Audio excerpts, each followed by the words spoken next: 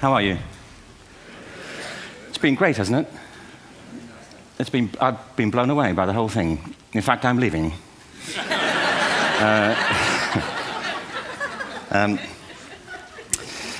There have been three themes, haven't there, running through the conference, which are relevant to what I want to talk about. One is the extraordinary evidence of human creativity in all of the presentations that we've had and in all the people here.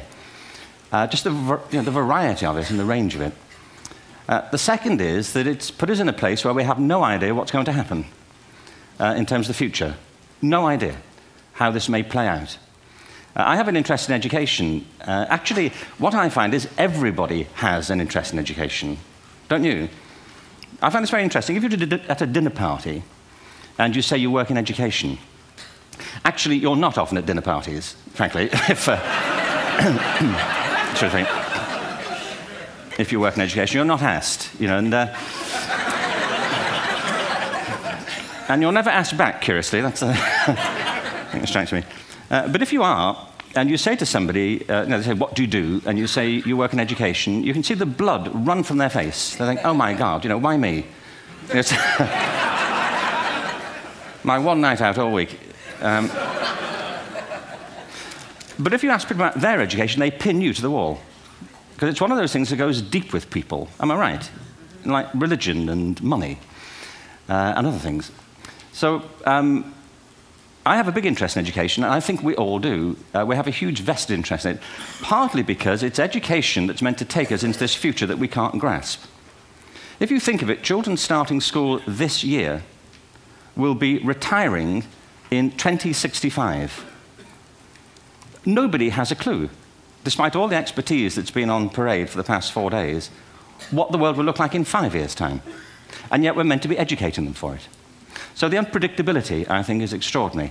And the third part of this is that we've all agreed, nonetheless, on the really extraordinary capacities that children have, their capacities for innovation. I mean, Serena last night was a marvel, wasn't she? Just seeing what she could do. And she's exceptional, but I think she's not, so to speak, exceptional in the whole of childhood. What you have there is a person of extraordinary dedication who found a talent. And my contention is all kids have tremendous talents, and we squander them pretty ruthlessly. So I want to talk about education, and I want to talk about creativity. My contention is that creativity now is as important in education as literacy, and we should treat it with the same status. Thank you.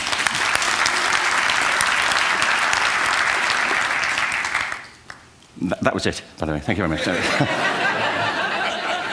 So, 15 minutes left. Well, I was born... No, I had a great story recently, I love telling it, of a little girl who was in a drawing lesson. She was 6, and she was at the back drawing, and the teacher said, this little girl hardly ever paid attention. And in this drawing lesson, she did. And the teacher was fascinated. She went over to her, and she said, what are you drawing? And the girl said, I'm drawing a picture of God. And the teacher said, but nobody knows what God looks like. And the girl said, they will in a minute.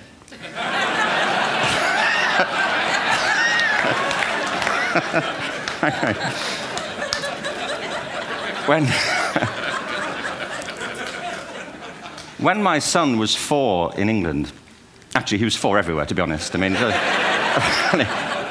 if we're being strict about it, wherever he went, he was 4 that year. But he was in the Nativity play. Do you remember the story?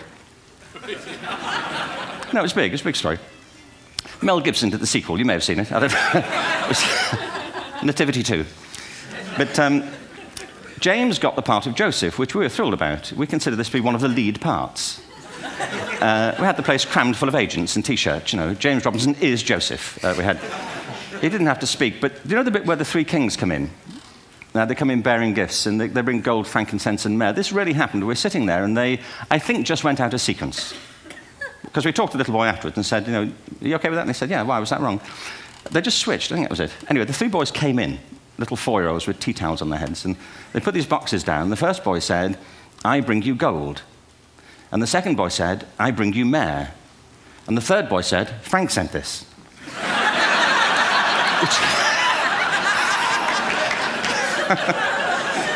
It's great.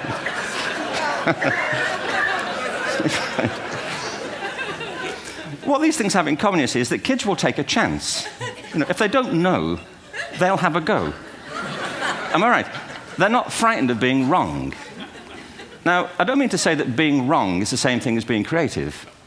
What we do know is, if you're not prepared to be wrong, you'll never come up with anything original. If you're not prepared to be wrong. And by the time they get to be adults, most kids have lost that capacity. They have become frightened of being wrong. And we run our companies this, by the way. We stigmatize mistakes. And we're now running national education systems where mistakes are the worst thing you can make. And the result is that we are educating people out of their creative capacities. Picasso once said this. He said that all children are born artists. The problem is to remain an artist as we grow up. I believe this passionately, that we don't grow into creativity, we grow out of it. Or rather, we get educated out of it. So why is this? I lived in Stratford-on-Avon until about 5 years ago. In fact, we moved from Stratford to Los Angeles. So you can imagine what a seamless transition this was from LA. Actually, we lived in a place called Snitterfield, just outside Stratford, which is where Shakespeare's father was born. Are you struck by a new thought? I was. You don't think of Shakespeare having a father, do you? Do you? Because you don't think of Shakespeare being a child. Do you? Shakespeare being 7. I never thought of it. I mean, he was 7 at some point. He was in somebody's English class, wasn't he? Do you understand? Really? How annoying would that be?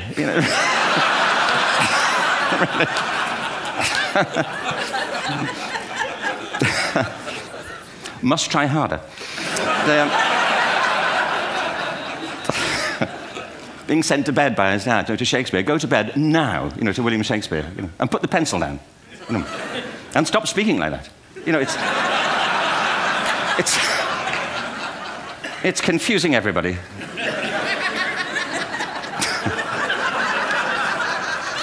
Anyway, we moved from Stratford to Los Angeles, and I just want to say a word about the transition. Actually, my son didn't want to come. I've got 2 kids. He's 21 now, and my daughter's 16. He didn't want to come to Los Angeles. He loved it, but he had a girlfriend in England. This was the love of his life, Sarah. He'd known her for a month. Mind you, they'd had their 4th anniversary, because it's a long time when you're 16. Anyway, he was really upset on the plane. He said, "I'll never find another girl like Sarah." And we were rather pleased about that, frankly, because she was...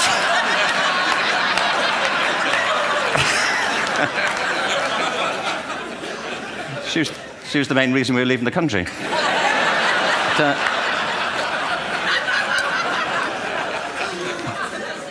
But something strikes you when you move to America and when you travel around the world. Every education system on Earth has the same hierarchy of subjects. Everyone, doesn't matter where you go. You think it would be otherwise, but it isn't. At the top are mathematics and languages, then the humanities, and at the bottom are the arts, everywhere on Earth.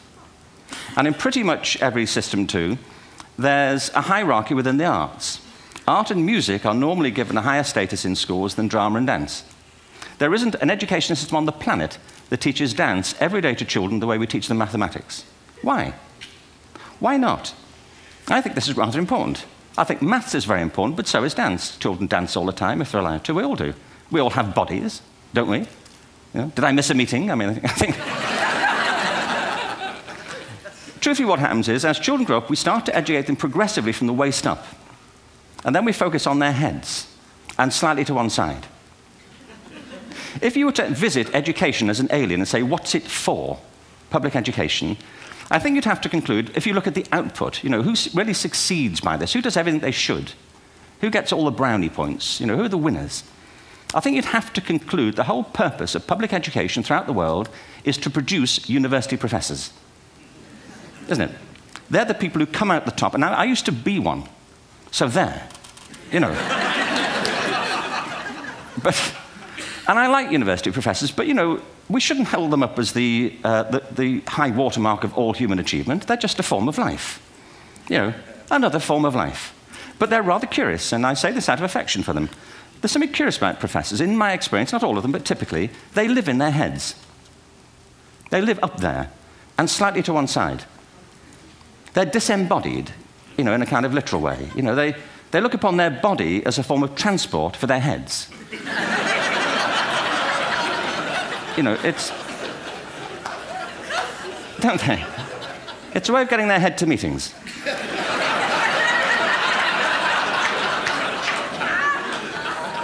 If you want real evidence of out-of-body experiences, by the way, get yourself along to a residential conference for senior academics and pop into the discotheque on the final night.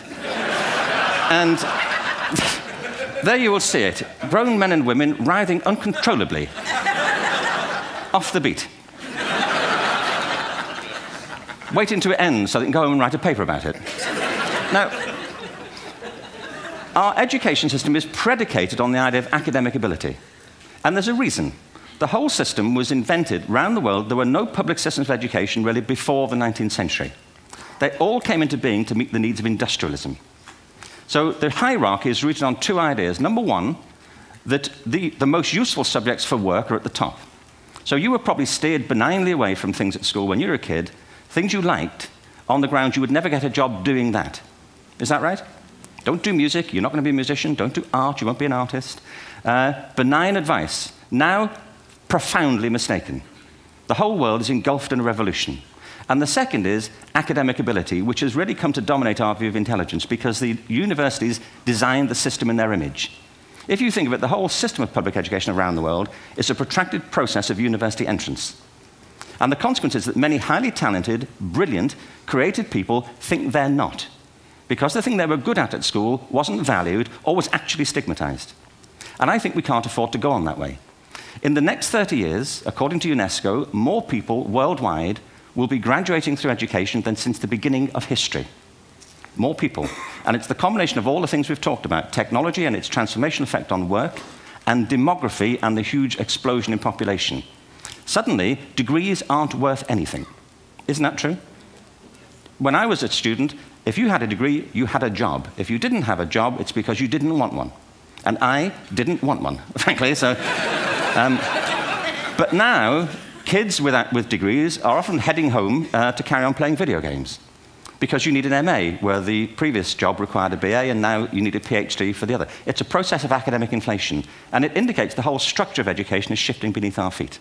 We need to radically rethink our view of intelligence. We know three things about intelligence. One, it's diverse. We think about the world in all the ways that we experience it. We think visually, we think in sound, we think kinesthetically, we think in abstract terms, we think in movement.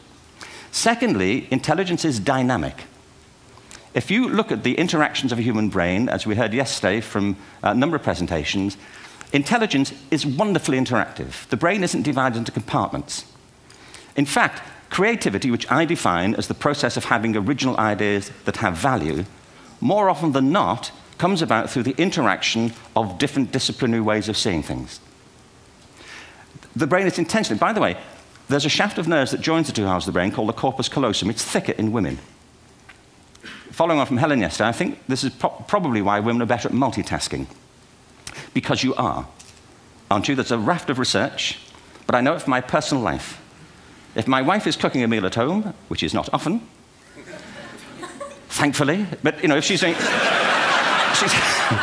No, she's good at some things. But if she's cooking, she's dealing with people on the phone, she's talking to the kids, she's painting the ceiling, she's doing open-heart surgery over here.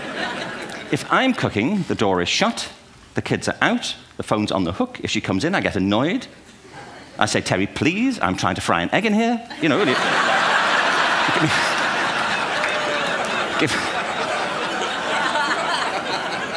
Give me a break. Actually, there was, do you know that old philosophical thing? If a tree falls in a forest and nobody hears it, did it happen? Remember that old chestnut? I saw a great T-shirt, really, recently, which said, if a man speaks his mind in a forest and no woman hears him, is he still wrong?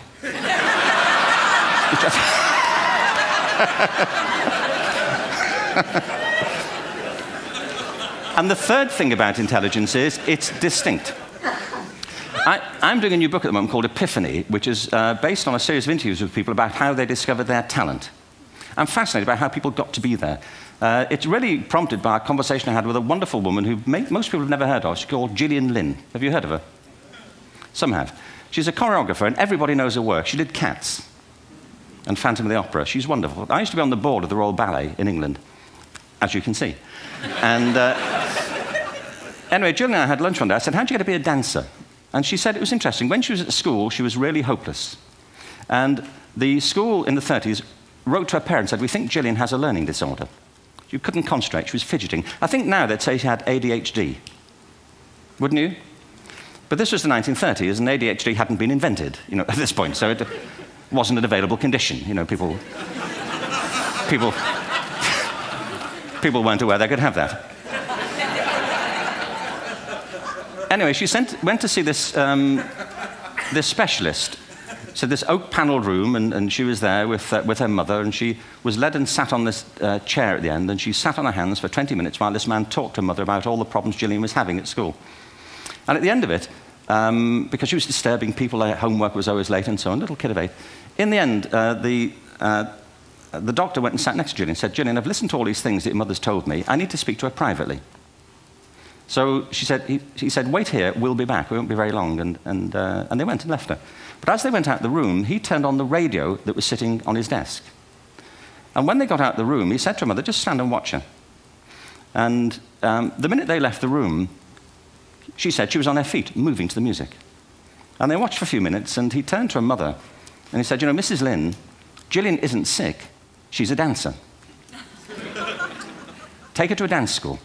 I said, what happened? He said, she did.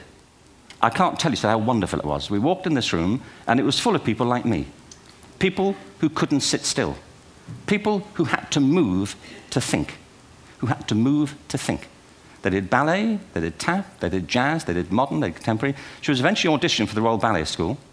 She became a soloist. She had a wonderful career at the Royal Ballet. She eventually graduated from the Royal Ballet School, found her own company, the Gillian Dance Company, met Andrew Lloyd Webber. She's been responsible for some of the most successful musical theatre productions in history. She's given pleasure to millions, and she's a multi-millionaire. Somebody else might have put her on medication and told her to calm down. Now, I think...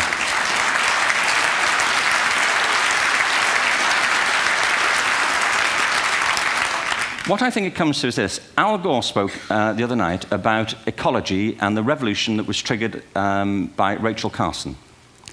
I believe our only hope for the future is to adopt a new conception of human ecology, one in which we start to reconstitute our conception of the richness of human capacity. Our education system has mined our minds in the way that we've strip-mined the earth for a particular commodity, and for the future, it won't serve us. We have to rethink the fundamental principles on which we're educating our children. There was a wonderful quote by Jonas Salk, who said, if all the insects were to disappear from the earth, within 50 years, all life on earth would end.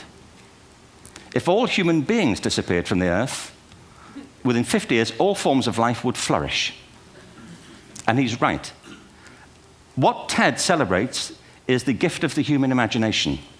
We have to be careful now that we use this gift wisely and that we avert some of the scenarios that we've talked about. And the only way we'll do it is by seeing our creative capacities for the richness they are and seeing our children for the hope that they are. And our task is to educate their whole being so they can face this future. By the way, we may not see this future, but they will. And our job is to help them make something of it. Thank you very much. Bravo. Yeah.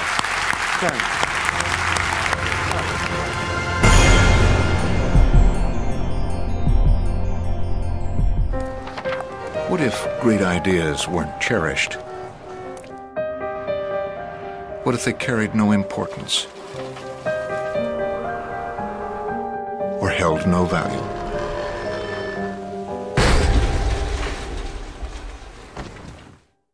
There is a place where artistic vision is protected, where inspired design ideas live on to become ultimate driving machines.